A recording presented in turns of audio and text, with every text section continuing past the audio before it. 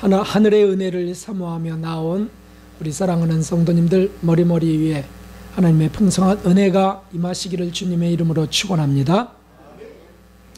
오늘 이제 하늘의 시민권자 마지막 시간입니다. 세 번째 마지막 시간. 그러므로 우리 옆분들에게 하늘의 시민권자가 됩시다 축복하겠습니다. 하늘의 시민권자가 됩시다 축복합니다. 할렐루야.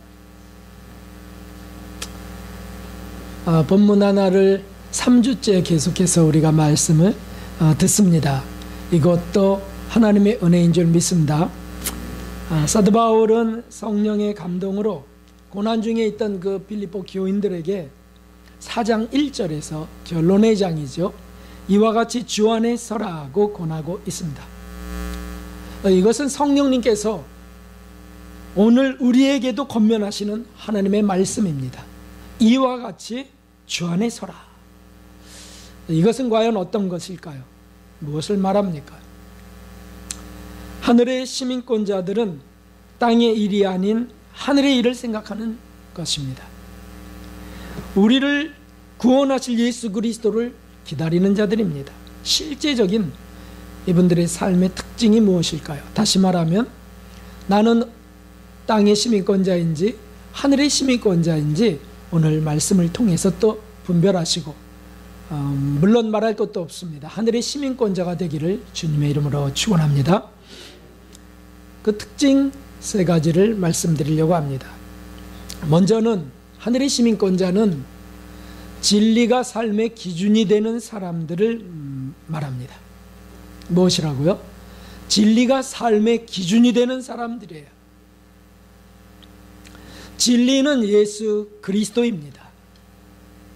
요한복음 14장 6절에 함께 예수님께서 가라사대 내가 곧 길이요 진리요 생명이니 나로 말미암지 않고는 아버지께로 올 자가 없느니라 말씀하셨습니다.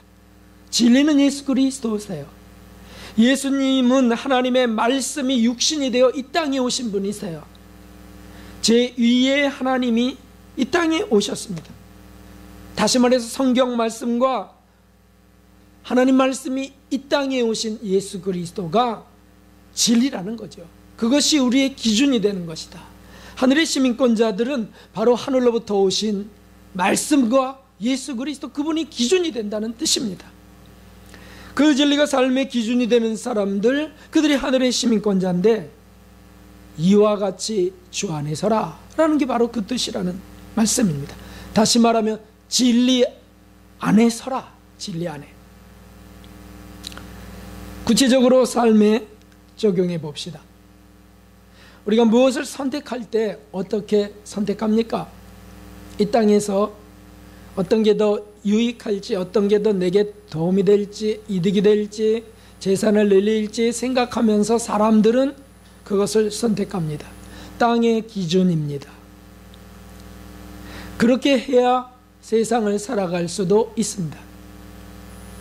하지만 하늘의 시민권자는 그 정도가 아니라는 뜻입니다. 하늘의 시민권자는 무엇을 선택할 때도 이것이 하늘에 남는지 아닌지, 진리에 맞는지 아닌지를 생각한다는 뜻이죠. 사람들과의 만남 속에서도, 대화 속에서도 마찬가지입니다. 이 대화 속에 하늘의 진리, 성경의 진리, 그것에 맞는 것이 있는지, 사람을 만날 때도 이 만남이 하늘의 시민권자로서의 만남인지 그냥 땅의 세속의 시민권자들만의 만남인지 그런 것도 분별해야 되는 거죠. 늘 진리가 기준이 되는 사람이 하늘의 시민권자라는 뜻이죠. 이런 이들은 세상의 부귀 권세에 아부하지 않습니다. 땅의 시민권자들은 세상의 부귀, 명예, 권세에 굴복합니다. 아첨합니다. 그러나 하늘의 시민권자는 그렇지 않습니다. 왜냐하면 진리는 영원하지만 세상은 영원하지 않다는 것을 알기 때문입니다. 그런 것들은 다 사라져버리는 것이죠. 비진리나 불의에 타협하지도 않습니다. 다만 오래 참고 견뎌갈 뿐입니다. 세상의 어떤 법과 규례 속에 성경적으로 좀 맞지 않는 게 있어도 참고 견뎌가는 거야. 그러나 성경의 진리와 정면으로 부딪히는 우상 숭배나 세상 권세 앞에서는 교회 가면 안 됩니다. 주일날은 일요일이니까 교회 가면 안 되고 하면서 딱 거부할 때는 그것과 정면으로 신앙을 포기해야 될 위기 상황이라면 당연히 하늘의 시민권자는 성경 진리가 기준이 되어서 그렇다면 저는 할 수 없습니다 라고 선포하는 사람들이 하늘의 시민권자들입니다. 그렇게 나아갈 때 하나님께서는 또 다른 길을 예비하시는 법입니다. 분명히 감당할 시험만 주시고 감당치 못할 때 피할 길을 주신다고 약속하셨지 않았습니까? 순교는 진리 안에서 이루어집니다. 그러므로 세상의 삶에서 의연하게 고난과 죽음을 선택해야 될 때는 선택해야 되는 것이죠. 신사참배 때 신사참배를 거부하는 것도 바로 하늘의 시민권자의 모습입니다. 부부나 친구 간의 애정에 묶여 있을 때 그때 참 어떻게 해야 되겠습니까? 욕망에 묶여서 하늘의 시민권을 포기해야 되는 위기가 다가올 때 어떻게 해야 되겠습니까? 친구 따라가겠습니까? 강남까지? 아니요. 우리 주 예수 그리스도를 쫓아가야죠. 진리를 따라가야죠. 친구는 잠시면 사라져버리는 겁니다. 그 친구 사라져버린다고 그냥 지옥 쪽으로 밀어버려야 되겠습니까? 아니죠. 같이 교회 가자고, 같이 진리의 길을 가야 된다고. 그러면서 호소하다가 정 아니라고 할 때는 할 수 없죠. 자기만이라도 그 길을 가면서 그가 다시 돌아올 것을 기도해야 되겠죠. 부부간에도 마찬가지라고 말씀드렸습니다. 이세벨의 남편 아하방 시절에 북이스라엘의 그 아하방 때 이세벨 음녀를 아내로 맞이합니다. 그가 절세 미인이었기 때문이었어요. 그런데 그 아하방이 신앙이 좋았던 분이었지만 이세벨을 아내로 맞아들이고는 이세벨의 영향을 받기 시작합니다. 이세벨은 우상 숭배자였습니다. 바알 신을 섬겼습니다. 아세라 신상을 세우기를 원했습니다. 그러자 아하방이 그 성화에 못 이겨 사랑하는 아내의 청혼이니까 그래, 그러면 그렇게 하라고. 이렇게 해서 무려 850명이나 그 거짓 선지자들을 이스라엘 북이스라엘 땅에 가득 번져지기 자리하게 합니다. 그것은 얼마나 끔찍한 일이었습니까? 하나님의 기름 부음 받은 왕이 아내의 그 음녀 아내의 요구에 굴복해 버렸습니다. 결국은 어떻게 될까요? 이세벨은 결국 심판을 받아 망루에서 떨어져 버리고 그리고 개들이 그 시체를 다 찢어 먹어버리고 맙니다. 아하방은 어떻게 됐을까요? 불행한 생애를 살았던 것이죠. 우리 식욕이라고 하는 것은 어떻게 생각하십니까? 먹어야만 됩니다. 먹을 때는 또 즐겁게 잘 먹기를 원합니다.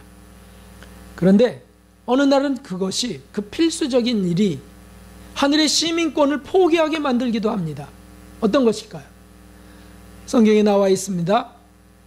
야곱의 형이었던 에서, 그는 사냥을 하고 돌아오다가 너무 배가 고파서 탈진해서 팥죽을 쓰고 있는 야곱에게 구걸합니다. 나 그 팥죽을 좀 먹게 해. 난 지금 배가 고파 죽을 것 같아. 그래? 그러면 당신의 장자권을 내게 주시오. 야곱은 좀 야비했지만 그 장자권이 귀하다는 것을 알았기 때문이죠.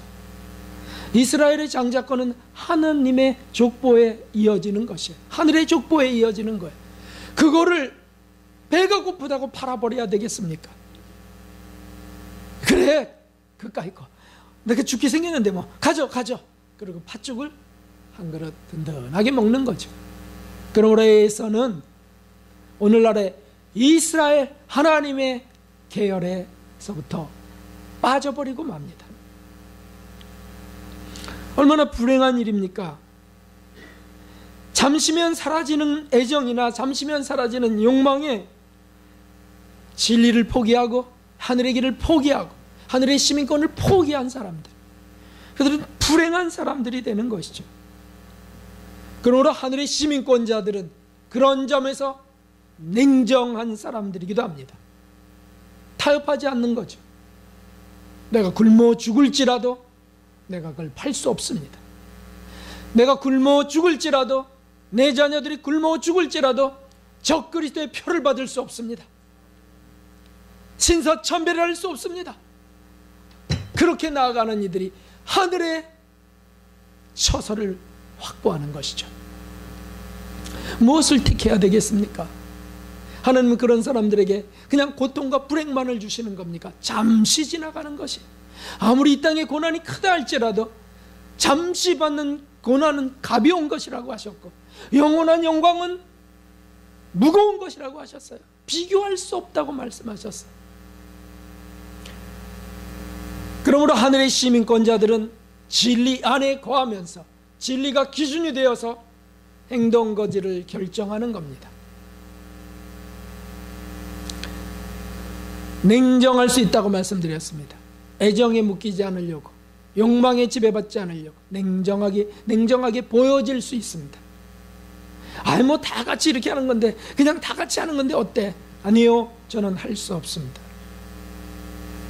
그것을 하나님 기뻐하시지 않기 때문입니다. 그러면 이제 그 모임 중에서 왕따를 당하겠죠?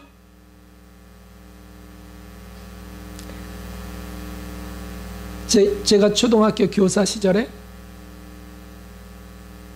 학생들이 수학여행을 갔다가 남은 돈을 동학년 선생님들이 그냥 나눠 가집시다 라고 한 적이 있었어요. 그걸 뭘 학생들에게 몇천 원씩 돌려주느니 그냥 나눠 가집시다. 학생들에게 몇천 원밖에 안 되지만 다 모으니까 40몇만 돼도 그게 수십만 원이 될 수 있는 거죠. 10여만 원이 되는 거죠. 그때 저는 못한다고 했어요.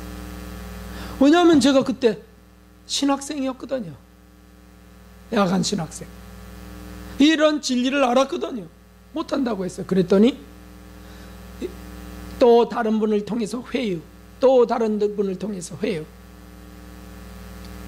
그래도 저는 할 수 없습니다. 그래도 감사가 나오면 이거 그냥 이렇게 해야 되는, 그건 알아서 하십시오. 저는 어쨌든 받을 수 없습니다. 서류 그럼 알아서 하시고 저는 받을 수 없습니다. 저는 하나님을 믿는 사람입니다. 그때부터 사람들이, 동학년 선생님들이 저를 좀 불편하게 여기는 겁니다. 주임 선생님도 저를 보지 않습니다. 하지만 하늘의 시민권자가 되기를 노력했습니다. 그 동학년 속에 우리 심현숙 권사님도 계셨습니다. 그리고는 후에 저분은 진짜 그리스도인이야 라고 해서 교회가 설립되었을 때 우리 교회로 오시게 된 것이죠. 세상에 안타까운 일 또는 어쩔 수 없다고 여겨지는 일이 있습니다. 그러나 기준이 무엇입니까? 선택의 기준이 어디에 있습니까? 하나님 말씀에 있는 자들이 하늘의 시민권자들입니다. 그들을 하늘의 주인이신 하나님께서는 지키십니다. 이것이 복된 길이죠. 냉정하다고요? 그러나 70번씩 7번까지 용서하라는 말씀을 실천하려는 분들이기도 합니다. 세상의 사람들은, 땅의 시민권자들은 그렇게 많이 용서하지 않습니다. 3-4번 용서하거나 5번까지, 7번까지는 장한 것이죠. 그러나 70번씩 7번, 다시 말하면 끝까지 용서하는 것은 세상은 할 수 없습니다. 저런 것들은 심판해야 돼. 저런 것들은 뜨거운 맛을 보여줘야 돼. 정죄하고 비난합니다. 그러나 성경의 말씀은 정죄하지 말라 되어 있습니다. 심판은 하나님께 속한 것이라고 말씀하고 계십니다. 그러므로 다만 70번씩 7번 예수님이 우리를 용서하신 것처럼 용서하는 것, 그것이 기준이 되는 사람은 용서 못하는 것이 올라올 때 회개하지 않겠습니까? 원수는 어떻게 해야 될까요? 당연히 그것은 가문 대대로 복수해야지, 이것이 세상의 기준입니다. 그러나 원수를 사랑하라 하는 것은 하늘의 기준입니다. 진리는 영원한 것이죠. 성경의 진리는 2000여 년 전에 쓰여졌지만, 3000여 년 전에 쓰여졌지만, 그러나 오늘날에도 진리인 거예요. 이 진리대로 살기를 원하는 사람들, 그들이 바로 하늘의 시민권자들입니다. 물론 단번에 이런 경지에 이르는 것은 아닙니다. 이스라엘의 그 모형적 진리를 통해 본다면 40년 동안, 애굽에서 가나안까지 가는 40년 동안 이 거룩한 일이 광야 연단 과정에서 이루어집니다. 하나님은 거기서 만드시고 다듬으시는 것이죠. 우리의 신앙생활 속에 계속해서 이루어지는 일입니다. 그러나 분명한 것은 기준이 명확한 사람들, 기준이 언제나 성경의 진리에 있는 사람들, 예수 그리스도에게 있는 사람들, 그들이 하늘의 시민권자들이라는 사실이죠. 어떤 게 옳을까요? 진리가 옳죠. 저 사람이 옳아요? 아니, 진리가 옳습니다. 저 무리가 옳을까요? 아니요, 진리가 옳습니다. 하나님 말씀이 밝혀주시는 진리이기 때문이죠. 요한복음 8장 31절 32절 함께. 그러므로 예수님께서 자기를 믿은 유대인들에게 이르시되 너희가 내 말에 거하면 참 내 제자가 되고 진리를 알지니 진리가 너희를 자유케 하리라. 아멘. 그렇게 하셨습니다. 진리 안에 거하는 사람들은 점점 더 자유를 얻어가게 된다는 뜻입니다. 왜 그럴까요? 이게 무슨 뜻이겠어요? 세상의 모든 관계나 세상의 모든 연결은 사실은 이해타산으로 되어 있지 않습니까? 그래서 거기 묶여 매여 삽니다. 싫어도 그냥 해야 되고요. 내가 그건 좋아하고 싶은데도 못할 경우가 많고요. 세상의 모든 것이 그렇게 되어 있습니다. 그러나 진리는 진리 안에 거하면 그런 것으로부터 자꾸 자유로워진다는 뜻이죠. 친구 관계에서도 자유로워집니다. 그 친구에 매여갖고 또는 그 부부에게 매여갖고 그냥 죽지 못해 살거나 또는 욕망의 노예처럼 사는 일로부터 자유로워진다는 뜻입니다. 왜냐하면 우리의 기준이 성경이요 예수님이기 때문에 그 진리 기준대로 살아가는 사람들을 주님은 이제 우리 삶이 이 땅에 끝났을 때 진리의 나라 천국으로 인도하시는 것이죠. 이것이 얼마나 합당한 일이겠습니까? 어떤 분들은 어처구니가 없습니다. 그 진리 기준대로 살지도 않으면서 성경을 읽지도 않으면서 천국은 당연히 가는 줄로 생각하는 분도 계세요. 그 지난 시간 2주 동안 말씀드려요. 못 간다고, 착각해서는 안 된다고, 절대 못 간다고, 성경에 못 간다고 돼 있어요. 지난주에 다 찾아봤고요. 그러나 진리를 기준으로 자꾸 나아가는 사람들은 하나님이 인도해 가십니다. 점점 더 세상 욕망으로부터 자유롭게 하십니다. 관계로부터 자유롭게 하세요. 왜 삼류대학이라고 사람들이 말하는 그런 대학을 나오면 왜 위축될까요? 왜 인류대학을 나오면 왜 떳떳할까요? 세상의 기준 때문에 그렇습니다. 삼류대학 나온다고 사람이 아닙니까? 인격이 부족해집니까? 인류대학 나오면 인격이 좋습니까? 아니잖아요. 뭔 사기꾼이 더 많이 나오는 데는 인류대학이라 그러더라고요. 너무 머리가 잘 돌아가서. 죄송합니다. 인류대학 나오신 분들은 개중에 그렇다 그런 뜻이 개중에. 그건 세상 기준이란 말이죠. 성경의 기준은 그것이 아니에요. 보실까요? 읽어보겠습니다. 주의 말씀은 내 발의 등이요 내 길의 빛이니이다. 아멘. 내 인생을 이끌어가는 이 깜깜한 어두운 밤에 인생의 내 배를 이끌어가는 사람이 누굽니까? 그것이 바로 주의 말씀이라는 거예요. 주의 말씀을 알지 못하면 암초에 부딪힐 수밖에 없고 좌초당할 수밖에 없습니다. 말씀을 우리가 예배 시간에 그러므로 경청해야 되는 것도 여기에 있죠. 물론 매일 말씀을 읽어야 되는 것이지만, 과거에 그러므로 캐톨릭의 종교개혁 이전에 사제들만 성경을 읽고 신부님들만 성경을 읽고, 그리고는 성도들에게는 그저 착한 일만 하라고, 그러면 된다고, 교회를 위해 봉사하고 착한 일만 하면 된다고, 그런 것에 속아버렸던 시절도 있었습니다. 그러니까 사제가 앞에서 거짓말을 하던, 무슨 욕망을 갖고 미혹하던, 성도들은 분별을 할 수가 없는 거예요. 그냥 사제의 말을 하나님 말. 그렇습니까? 그래서 속죄권을 판매했던 것, 죄를 속하는 걸 돈 주고 사는 것, 그것도 그냥 아멘 하면서 믿었지 않았습니까? 오늘날 이단 교주들이 하는 짓을 그들이 했었을 때 그걸 그대로 믿어요. 왜 그랬을까요? 진리가 기준이 되지 않아서 그래요. 사제들의 잘못이 제일 큽니다.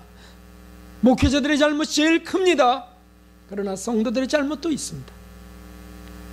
오늘날에는 더 말할 것 없죠. 누구나 읽게 되어 있는 성경. 그러나 읽지 않는다면 거짓말에 속고 세상 기준에 위협당하고 본성에 의지해서 살아갈 뿐입니다. 주의 말씀이 내 발의 등이고 내 길에 빛이 되는 줄 믿습니다. 제가 지지난주에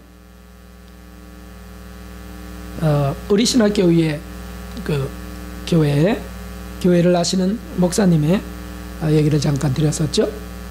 근데 그분이 합동측 목사님이신데 수원의 어느 교회에서 초빙되어서 설교를 하고 부임하게 됐습니다. 좀 큰 교회예요. 그런데 재정을 맡은 장로님이 계셨는데 그분이 그 주에 그러더랍니다. 선교비로 책정된 것이 있었는데, 선교비로 따로 명목이 책정된 것이 있었는데, 그걸로 교회 물품을 좀 사야 되겠다 그러더랍니다. 그래서 목사님이, 아니요 장로님, 선교비는 그대로 선교비로 내가고요, 혹시 부족하면 우리 헌금을 내서 채우도록 합시다 라고 하니까 장로님이 갑자기 핏대를 내면서, 그렇게 재정에 덧치하시면 이 교회에 있을 수 없죠 라고 하시더랍니다. 결국 목사님은 다시 쫓겨나고 말았습니다. 왜 이런 일이 일어나야 되죠? 그렇습니다. 그 장로님은 진리가 기준이 아니었기 때문입니다.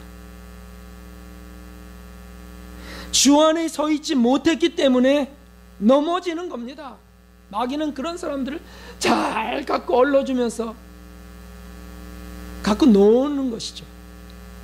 그 장로님은 그냥 세상 사람이었습니다. 땅의 시민권자이기 때문에 땅의 어떤 기준, 땅의 이해타산, 그런 것들이 밝은 거예요.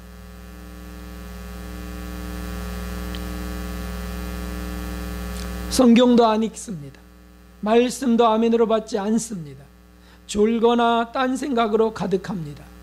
그러니 어찌 진리의 인도함을 받을 수 있겠습니까? 그러니까 세속 기준에 그냥 휘말려 버리는 겁니다. 그런 분들이 훗날 표를 받게 되는 것입니다. 사랑하는 성도 여러분, 저는 우리 교인들이 단 한 분도 표 받는 일이 없어야 됩니다. 없기를 바랍니다. 근데 그때 다 정말 표를 받지 않을 수 있을까요? 아니라니까요. 삶의 기준이 성경에 확실하게 딱 서 있는 분들이 피해갈 수 있어요. 말씀이 내 생명이라고 믿는 사람들이 그걸 이겨가는 거죠.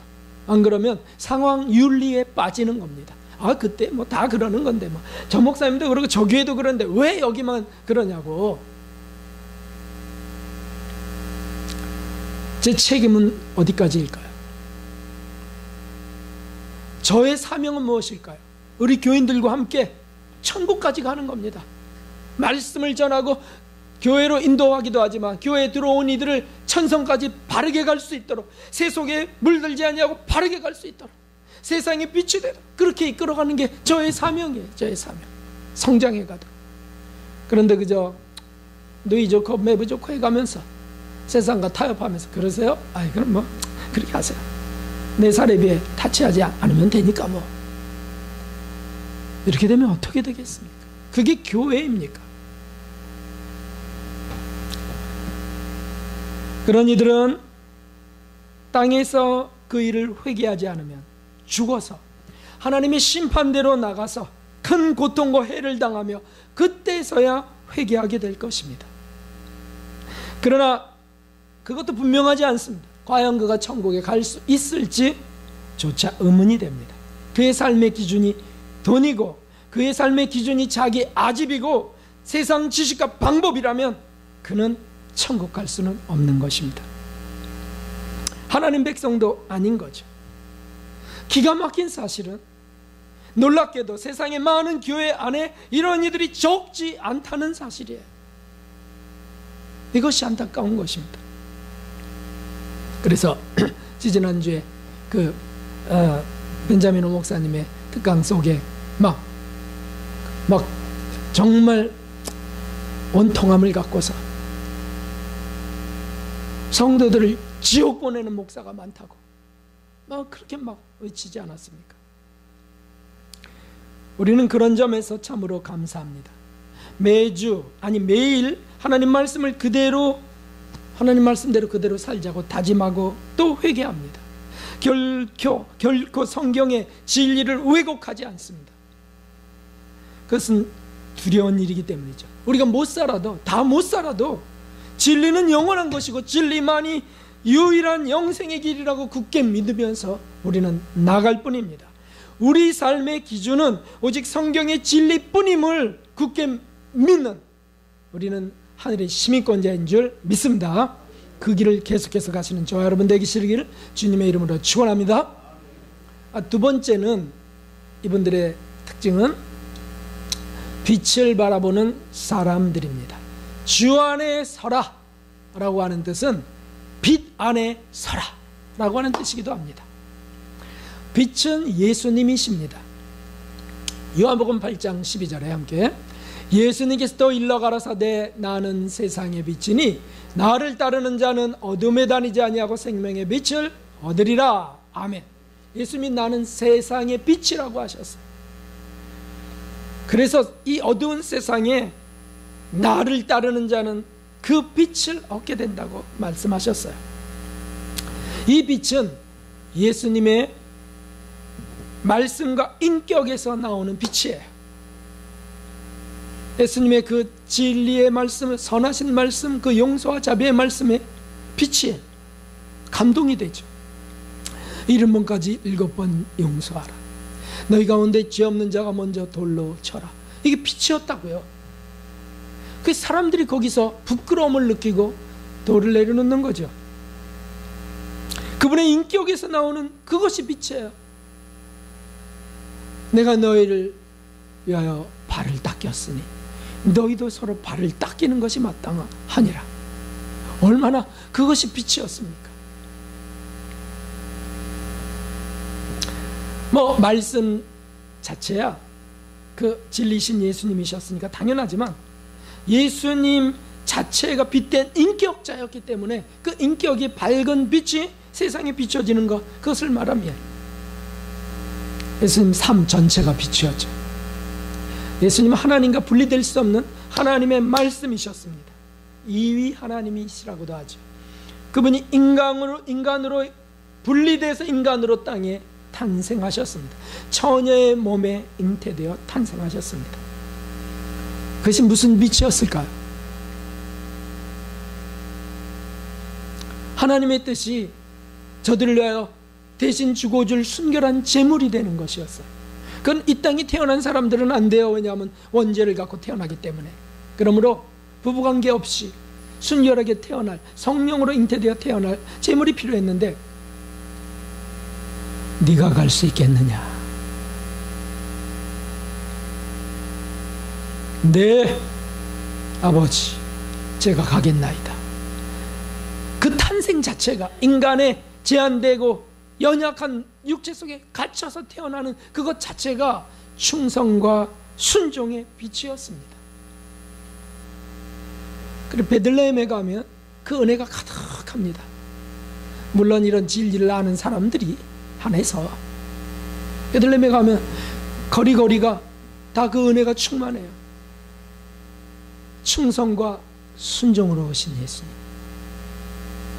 태어나신 마국간에 태어나신 예수님, 은혜가 충만하죠. 뭐 거기 그 유적지가 실제로 그 장선이 아니야 관계없어요. 그 지역은 그 지역이니까. 가난한 목수의 아들로 목수로 사셨던 30세 이전까지의 삶은 무슨 빛이었습니까? 그것은 인내와 겸손에 비치셨죠. 30년을 참으시면서 공생애가 열리기까지 그분은 기다리셨어요.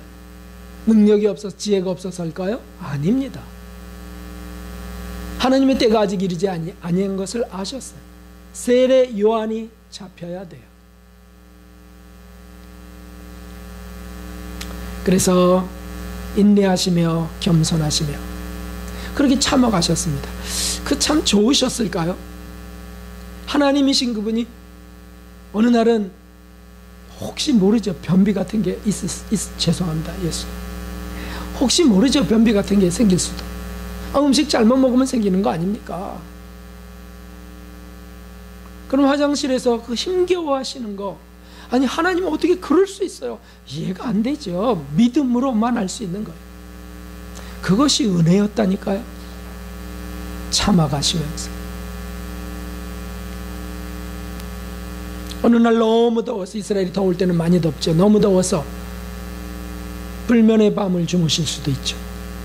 때로는 그 공생애 때는 파도가 있는 그 배 위에서도 주무시긴 하셨지만, 그러나 잠 못 자는 그런 때가 왜 없으셨겠어요? 그래도 참아가시는 것, 그런 게 다 빛이셨죠. 더군다나 목수로서 일을 하셔야 됐어요. 양부였던 요셉은 일찍 죽었습니다. 그러므로 어머니를 봉양하면서 그 일을 해야 돼요. 이스라엘에서 목수는 천민이 하는 일입니다. 사업이 잘 될 리가 없죠. 근근히 살아가셨을 겁니다. 또 어떤 곳에 가서는 어떻게 하셨을까요? 수모도 당하셨을까? 이거를 저거라고 이거를 물건이라고 만들었냐고 따지고 깎자 그러고 뭐 별의별 일들이 많았을 겁니다. 그것도 묵묵히 참아가셨을 거라고. 하나님이신 그분이 그랬다고 하는 걸 생각하십시오.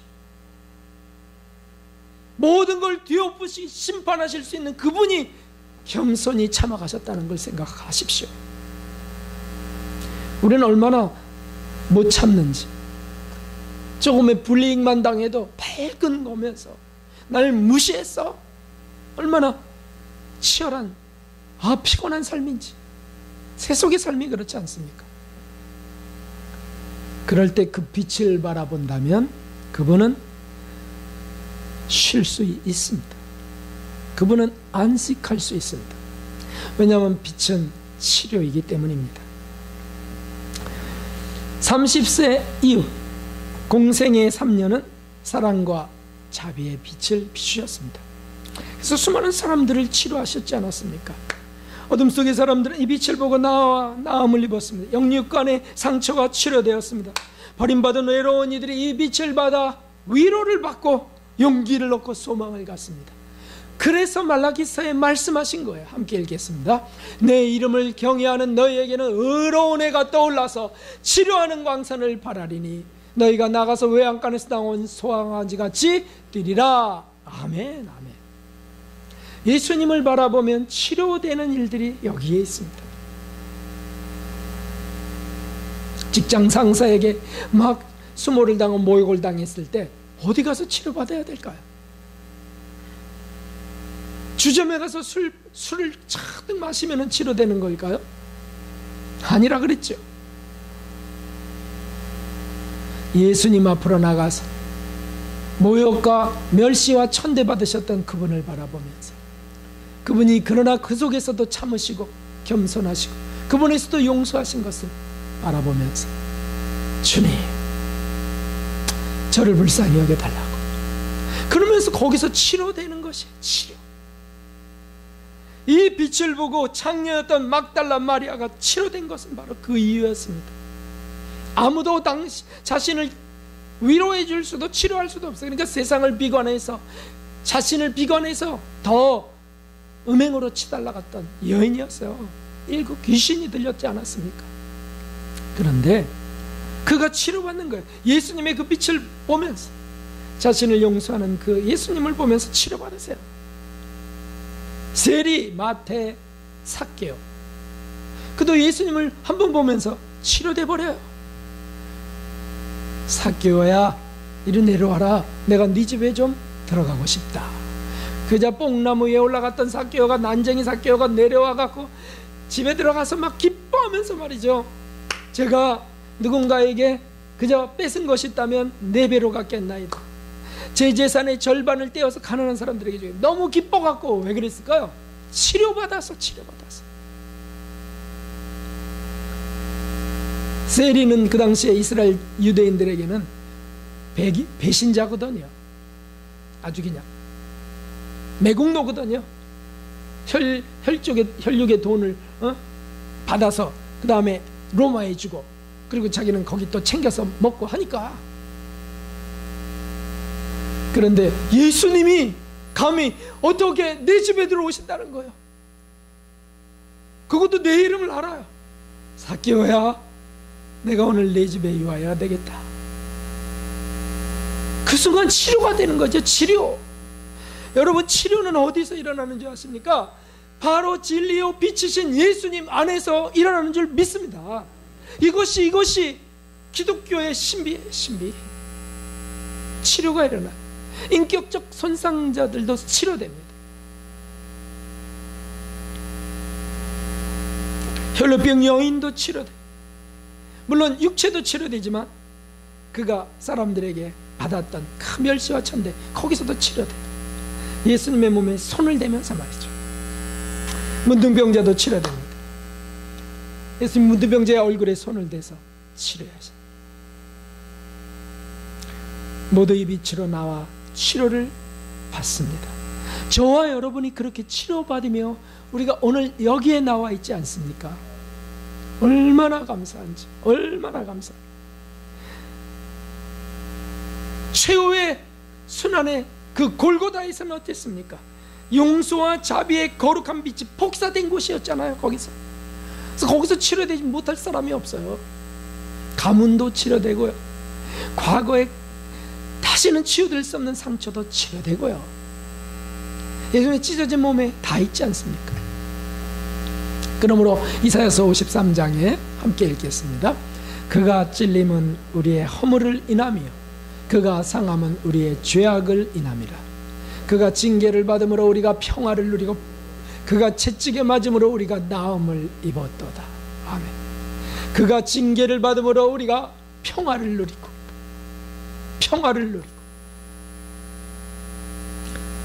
신경이 예민한 사람이라서 신경 쇠약증에 걸리기 쉬워요. 저희 어머님도 불면증에 시달렸던 기간이 있어요. 저도 마찬가지로 잠을 잘 못 자는 성격이라고요. 손상된 것들이 있는 거죠. 그런데 예수님을 믿고 이 귀한 진리를 만나면서 잠을 푹 자게 되는 거예요. 정말 평화를 얻어요. 작은 예를 하나 드린다면 그런 것들이죠. 그가 채찍에 맞음으로 우리가 나음을 입었도다. 마음에 깊이 박힌 목, 이것만큼은 누구도 이해 못해. 그런 것들이 있지 않습니까? 그런데 주님이 채찍에 맞음으로 우리가 나음을 입었도다. 이것이 기적이고 은혜예요. 내가 사는 이유죠. 12절에는 이렇게 되어 있습니다. 함께. 그가 범죄자 중 하나로 헤아림을 입었습니다.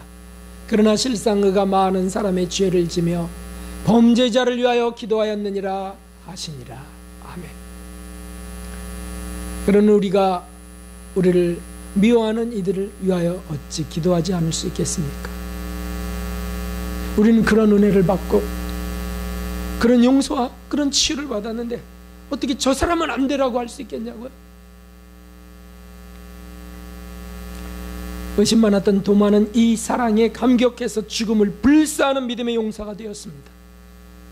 배신자였던 베드로, 3번이나 부인했던 베드로도 이 사랑에 감격해서 죽도록 충성하다가 십자가에 거꾸로 달려 승거하셨어요.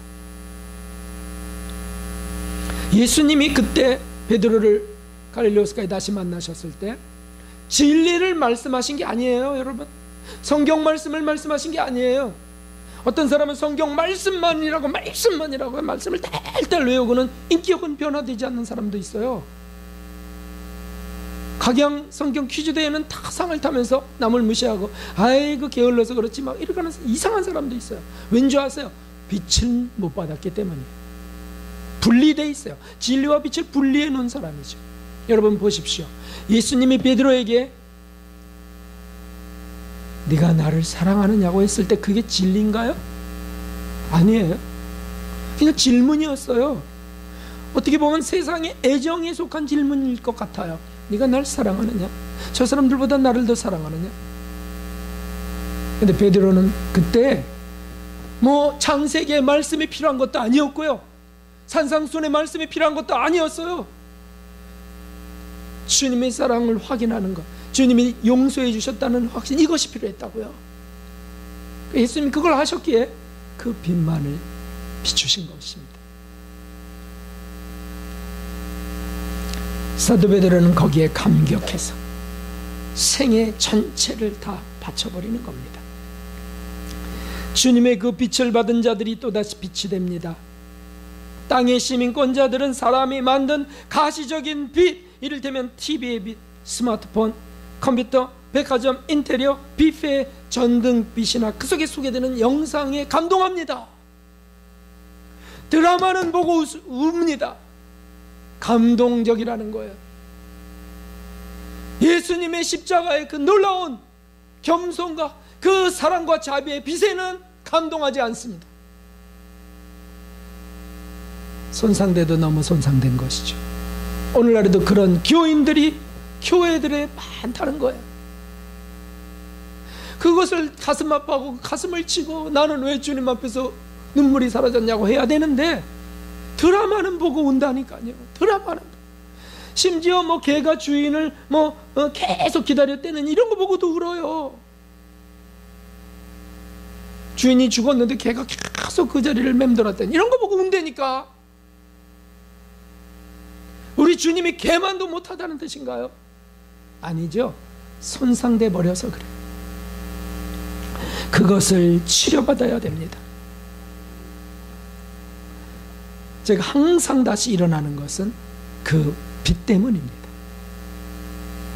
그 빛, 예수님의 그 빛, 십자가에 주목하면, 예수님의 생애를 묵상하면 낙심이나 외로움, 그게 치료되는 거죠. 절망이나 시험은요, 죄책감이나 이런 것들은요, 난로에 떨어지는 물방울처럼 사라져버려요. 물방울 탁 떨어뜨리면 착 소리를 내면서 싹 증발해버리는 거죠. 그 뜨거운 사랑에 견디지 못하고 증발해버리는 것, 그게 예수님의 빛이시고 예수님의 사랑이요 인격이신 거죠. 하늘의 시민권자들은 예수님의 빛 안에 거하는 자들입니다. 그 빛을 사모하며 날아드는 천국의 나비들인 것입니다. 그 빛은 천국에서도 찬란합니다. 그러므로 하늘의 시민권자들은 천국을 사모하는 것입니다. 그 천국의 빛의 근원이신 예수님을 그리워하는 사람들입니다. 그 주님을, 그 빛을 그 안에 거하는, 사모하며 그 안에 거하는 천국의 시민권자들 되시길 주님의 이름으로 축원합니다. 마지막으로는 십자가 보혈의 은총을 매일 덧입는 사람들, 이들이 바로 하늘의 시민권자들입니다. 앞에 본문에 이미 다 다 나와 있지만 왜 이런 줄 아십니까? 왜 보혈의 은총을 매일 덧입는 사람들? 어떻게 매일 덧입을 수 있죠? 매일 죄를 회개하는, 그게 어떻게 될 수 있죠? 진리가 기준이 되는 사람은 회개할 일들이 매일 발견됩니다. 성경 말씀을 더 많이 아멘하고 간직하는 사람은 더 많이 회개할 것을 찾을 수 있습니다.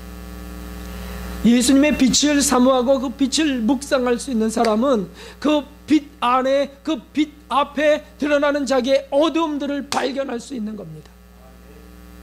그분의 겸손 앞에 나의 교만이 어떻게 폭로되지 않겠습니까? 그분의 온유와 사랑과 그 자비 앞에 나의 아직과 나의 그 무자비함을 어떻게 고백하지 않을 수 있냐고요. 자신의 어둠을 매일 발견합니다. 밝은 빛이 비춰졌을 때 작은 먼지나 작은 더러움들이 드러나는 것처럼 말이죠. 그러므로 하늘의 시민권자는 회개는 마치 호흡처럼 일어나야 합니다. 오죽하면 선배들이, 영성의 선배들이 호흡 기도라 하였겠습니까? 호흡 기도를 하라. 숨을 들이쉴 때는 하나님의 은혜와 하나님의 자비를 들이쉬고, 내쉴 때는 나의 죄악과 나의 불순종, 나의 오만함을 뿜어내고, 늘 그렇게 하라는 거예요. 지극히 작은 미움, 지극히 작은 속상함, 서운함들, 이거 다 자아에 속한 것이니까 철저히 회개해야 되는데 사람들이 그러냐고. 회개 안 하죠. 지극히 작은 거짓말 회개하나요? 아니죠. 뭐 하얀 거짓말 이래가면서 막 질주하죠. 그러나 진실하라고 하셨고 지극히 선한 것을 분별하고 하신 이 말씀은 어떻게 되겠어요? 읽어보겠습니다. 너희로 지극히 선한 것을 분별하며 또 진실하여 허물 없이 그리스도의 날까지 이르고. 아멘. 그러니까 여기서 핑계 댈 수가 없어요. 왜냐하면 전 99% 진실했잖아요. 그래, 잘했다. 그러나 1%가 해결되지 않으면 여기 못 오느니라. 미움이 살인이라고 하셨고 음욕을 품기만 해도 간음이라고 하신 주님의 말씀 앞에 누가 회개하지 않을 수 있냐고요. 그러니까 사실 매일 회개해야 돼요. 매 순간 회개해야 됩니다. 그것은 불편한 일이 아닙니다. 자유로 가는 길입니다. 왜 자유를 위하여 떠나십니까? 왜 여행을 좋아하십니까? 해방감을 얻기 위해서지 않습니까? 그러나 영혼의 해방을 위해서는 왜 떠나지 않습니까? 그러므로 순간순간 십자가 보혈의 은총을 덧입어 회개하며 자꾸 씻어가는 겁니다. 하늘의 시민권자들은 이 땅에서 해야 될 일 중에 가장 중요한 일이 바로 일이라는 사실을 명심해야 됩니다. 나는 호흡처럼 기도해야 된다. 회개해야 된다. 그래야 마음이 청결한 자는 복이 있나니 저희가 하나님을 볼 것이며, 이 말씀이 이루어지지 않겠습니까? 그러니까 뭐 서운한 관계 그냥 두고 가는 사람은 하나님 못 봐요. 갈 수 없어요. 천국에 못 갑니다. 그러나 그걸 놓고 회개하고 또 씻고 또 지는 사람은 가는 것이죠. 거기서 해방돼야 되지 않겠어요? 왜 거기에 묶여 계십니까? 해방돼야죠. 미움을 갖고 갈 수 없고 서운함을 품고 갈 수 없는 나라에 하늘의 시민권자들은 회개하며 가는 것입니다. 사랑하는 성도 여러분, 주님은 우리 이 세상 속에 광야 연단 과정을 마련해 놓으시고 십자가에서 이미 준비된 속죄 은총을 부어주시면서 자꾸 우리를 씻게 하십니다. 이것이 은총입니다. 계시록 7장 14절에는 결론적 말씀 있지 않습니까? 이는 그 난란에서 나오는 자들인데 어린 양의 피에 그 옷을 씻어 희게 하였느니라. 자꾸 씻어서 환난을 통과해서 나아간다는 것이죠. 그렇죠. 사랑하는 하늘 시민권자들이여, 천성길의 동지 동료들이여, 우리는 이 길을 갑시다. 첫째는 함께 성경 진리 안에 거합시다. 아멘, 아멘, 아멘. 자꾸 읽고 자꾸 실천하려 하고, 두 번째는 예수님의 밝은 빛 안에 삽시다. 빛 안에 사는 거예요. 빛 안에. 거기서 치료되고요, 거기서 평화를 얻고요. 그리고 세 번째는 시작, 보혈의 은총으로 날마다 씻읍시다. 진리가 우리의 죄를 드러나게 하시고 빛이 우리의 어둠을 드러나게 하세요. 그것은 부담스러운 일이 아니에요. 오히려 평화를 얻는 길이라니까요. 오히려 행복의 길이라니까요. 오히려 영혼을 기쁘게 하는 길인 것이죠. 우리 생애 중에 가장 중요한 그 일, 주 안에 굳게 서서 그렇게 나아갈 때 성령께서 익어가게 하십니다. 할렐루야. 거룩한 열매를 맺게 하신 성령 하나님이십니다. 우리가 그 길을 가는 저와 여러분 되기 바랍니다. 내일부터 한 주간 동안 심령봉 대사경회가 저 시흥의 영성 수련에서 열립니다. 그 은혜가 가장 충만히 내리는 집회인데 거기에 참석하셔서 또 기도해 주시고 뭐 1시간이라도 참석하시고 하루라도 참석하시면서 철저히 씻는 일에 주목하시고 저 강사가 누구냐 잘했다 이러지 마시고 씻는 일에 주목하세요. 오늘 나를 씻는 말씀, 오늘 나를 씻는 보혈, 이렇게 해서 정결함을 입는 귀한 은혜 있기를 주님의 이름으로 축원합니다. 544장 하늘의 시민권자들이 부를 만한 찬송 544장 부르고 힘차게 부르고 귀한 예물을 헌금하고 우리 함께 기도하는 시간 갖겠습니다. 힘차게 박수하면서 하겠습니다.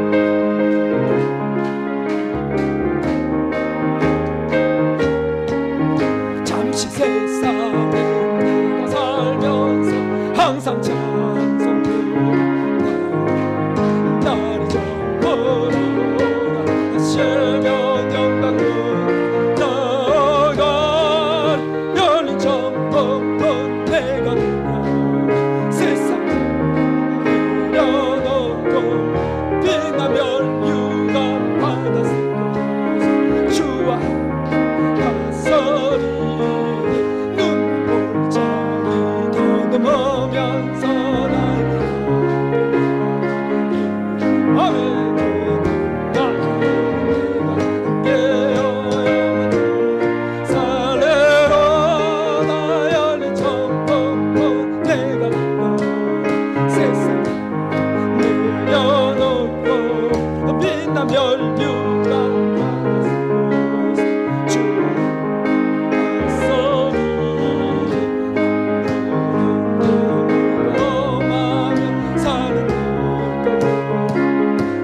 나의 몸 쉴 것 없어도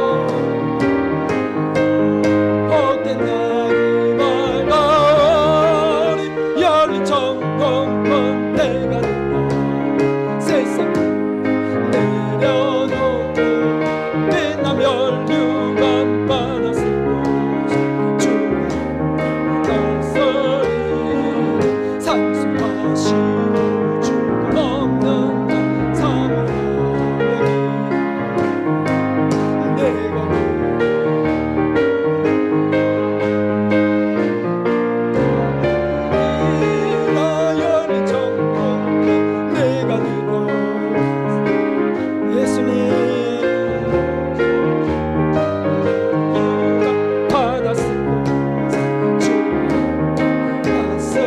한번 부르고 같이 기도하겠습니다.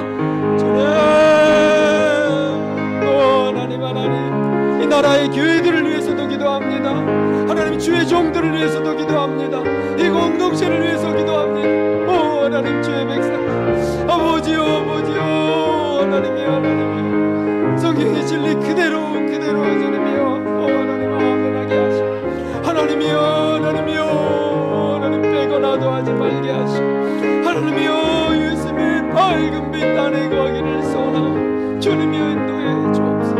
하나님이여 날마다 드러나는 주님이여 죄악과 어둠들은 보혈로 씻겨라. 하나님이여 하나님 어찌 일보다 주님이여 소중한 일이 있겠습니까. 하나님이여 우리의 영혼을 상처로부터 치료하시고 하나님이여 세속의 힘겨운 삶으로부터 주님이여 평화를 얻게 하여 주시옵소서. 아버지 감사합니다. 하나님 감사합니다. 하나님이여 수많은 이들이 빛을 보고 날아왔습니다. 수많은 이들이 진리를 얻으며 먹으며 살아와요. 하나님이여 은혜를 베풀어 주옵소서. 오늘날 교회 안에 주님이여 욕심스러운 땅의 사람들이 차지합니다. 오늘날 강단에 주님이여 땅의 사람들이 설교하고 주님이여 하나님이여 그렇게 주님이여 서로 간에 주님이여 하나님의 진리를 외방하는 일들이 있나요. 주여 은혜를 베풀어 주소서. 하나님이여 공동체를 기억하시고 하나님이여 사경에 풍성한 은혜를 부어주시고 하나님 여기 있는 이들은 하늘 시민권자들로 천국으로 날아오르게 하여 주시옵소서. 오 하나님이여 세상의 빛이 되기를 소원 하나님 이끌어주시고 돌봐 주시옵소서. 오 하나님이여 공만하시 오 자비로 하나님이여 내 불순종처럼 저의 주님의 게으름을 용서하시고 하나님이여 저의 주님이여 하는 정과 여기 맹 것들을 용서하시고 아버지 하나님이여 더 선한 목자가 되어 주님이여 나갈 수 있도록 주여 역사해 주옵소서. 오 하나님 귀한 힘을 이끌어주시고 돌봐 주시옵소서. 아버지